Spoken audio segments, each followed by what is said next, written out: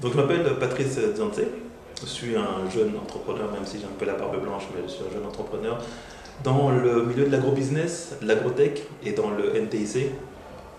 Aujourd'hui, ma présence a été de présenter ma structure d'agrobusiness autour de la création de boissons traditionnelles sous un packaging un peu moderne. Donc la structure s'appelle Divuba. Et donc la boisson qui a été présentée, ça a été la Longwilla, donc une boisson du Congo, entre autres. Très bien. Donc si j'ai bien compris, Oui. vous travaillez donc... En fait, je suis un indépendant, d'accord. Donc je suis vraiment un entrepreneur. Le projet phare, en fait, c'est ce qu'on appelle dans l'agrobusiness, en fait, a été de travailler en fait sur la mise en bouteille de boissons locales, en fait, de boissons qui étaient traditionnellement vendues un peu en vrac dans les rues. Nous, en fait, notre concept a été de les mettre dans des bouteilles, dans des belles présentations, de les commercialiser à plus grande échelle. Voilà, de les commercialiser, de réduire le taux de sucre, parce qu'en fait, souvent le sucre était un peu élevé. Voilà, et puis ce qu'on appelle les pasteuriser, donc en fait enlever les germes pour pas que en fait, les boissons soient porteurs de bactéries. D'accord. Quelle formation avez-vous suivi pour en arriver là, pour exercer en fait ce métier? Donc effectivement, j'ai suivi en fait des brèves formations, parce qu'en fait pour l'instant c'était d'embouteiller, en fait, de faire le processus de transformation.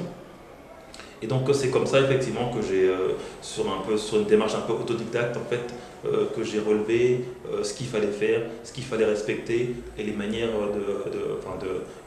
les normes à respecter. Vous êtes formé tout seul, en fait vous avez nourri en fait une idée, un choix, une envie. Tout à fait. Et du coup vous êtes formé de manière totalement autodidacte. Voilà, tout à fait. Mais je ne suis pas tout seul. En fait on est quand même un groupe de personnes.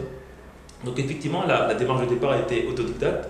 Mais maintenant, on arrive comme à un certain niveau et qu'effectivement, tout ce qui est produit alimentaire est vraiment très réglementé. Oui. Nous sommes fait accompagner par une responsable qualité qui, elle, en fait, fait les tests pour vérifier qu'effectivement, on respecte bien les pH, qu'on respecte bien les process. Les normes, etc. Voilà, les normes. Et effectivement, la dernière étape, ça sera de faire emmener les produits en laboratoire pour vraiment s'assurer qu'on puisse les distribuer en grande distribution ou en tout cas même dans des restaurants. Au vu de tout cela, ouais.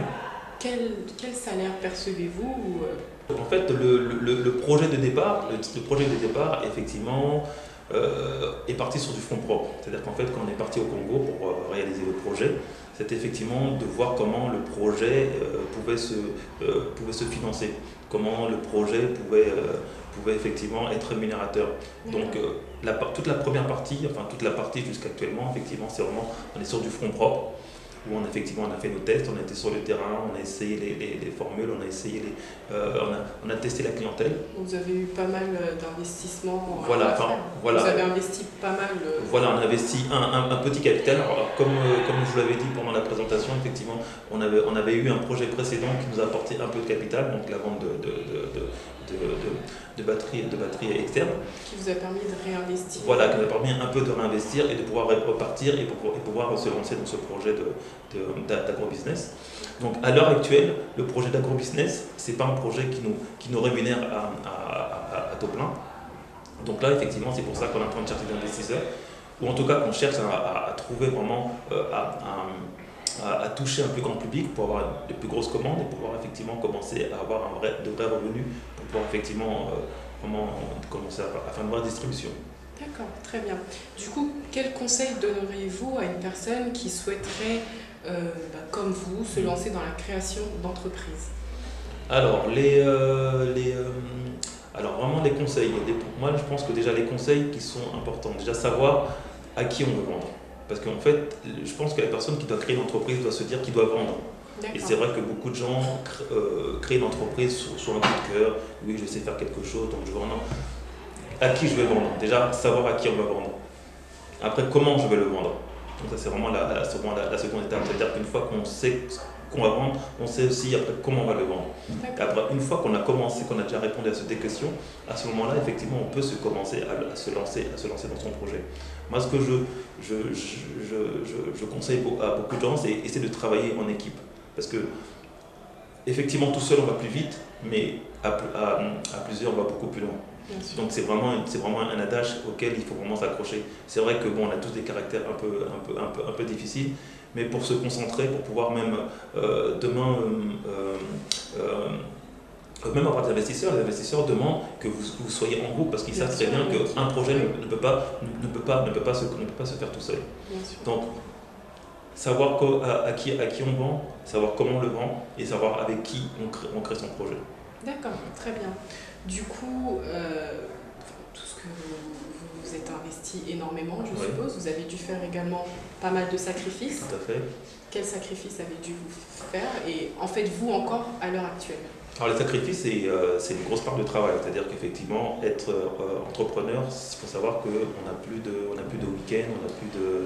Oui, voilà, les heures ne sont pas comptées. Voilà, les heures ne sont pas comptées. Il y a pas 35 voilà, parce que c'est vrai qu'au début, bien que je dise qu'il faut qu'on travaille en équipe, on n'a pas forcément toutes les équipes et donc on est obligé de faire beaucoup de choses par soi-même. Donc effectivement, il y a cette part de sacrifice, de temps. C'est surtout sur le temps en fait, la part de sacrifice. Se dire qu'on aura des revenus un peu moindres, hein, donc ça veut dire à faire des économies. Donc voilà, les premiers mois sont un peu difficiles par le rythme et par la finance si on n'a pas effectivement beaucoup de réserves. D'accord. Mais du coup, concrètement, que vous a apporté en fait votre entreprise? Qu'est-ce qu'elle m'apporte? Alors, sur le plan personnel surtout. Personnel. Donc financier, c'est ça que vous voulez dire? Pas forcément sur votre vie personnelle, il y a des choses qui ont changé. Alors ce qui change, c'est déjà par exemple, vous avez vu la bouteille quand je l'ai présentée, les gens ont apprécié, donc déjà savoir que effectivement j'ai pas été au Congo pour rien en fait, c'est-à-dire qu'effectivement les gens il y a une satisfaction personnelle. Une satisfaction personnelle, c'est-à-dire qu'effectivement je vois que le produit est apprécié, je vois que le produit est attendu, je vois que ça redonne même des motivations à beaucoup de personnes, donc déjà il y a une satisfaction personnelle. D'accord. Voilà. Et donc, par rapport à ça, maintenant, on se projette sur l'avenir, on se dit qu'effectivement, si le projet est capable de plaire, c'est qu'on est capable d'en vivre. Donc, effectivement, on est obligé de travailler pour pouvoir y arriver. D'accord, très bien. Je vais terminer par une question assez originale. Est-ce que pour vous, entreprendre, c'est une manière d'exercer en fait un talent artistique, ou est-ce que tout simplement pour vous, l'art n'a strictement rien à voir avec l'entrepreneuriat? Bon, par rapport à ce que moi je suis en fait un ancien artiste. En fait, j'étais musicien, j'étais pendant longtemps musicien. Donc effectivement, pour moi, l'art ne quitte pas mon travail. Effectivement, nous, dans notre démarche, par rapport aux boissons qu'on a voulu faire, justement, on a voulu faire quelque chose d'artistique, justement. Vous voyez des belles bouteilles, c'est-à-dire que c'était un travail de design. Effectivement, on sait que plaire à l'œil, c'est gagner le consommateur. Donc effectivement, il y a cette part artistique qui est constante dans le travail de l'entrepreneur. Ça peut être son site internet, un beau site internet, ça aussi, ça attire la clientèle.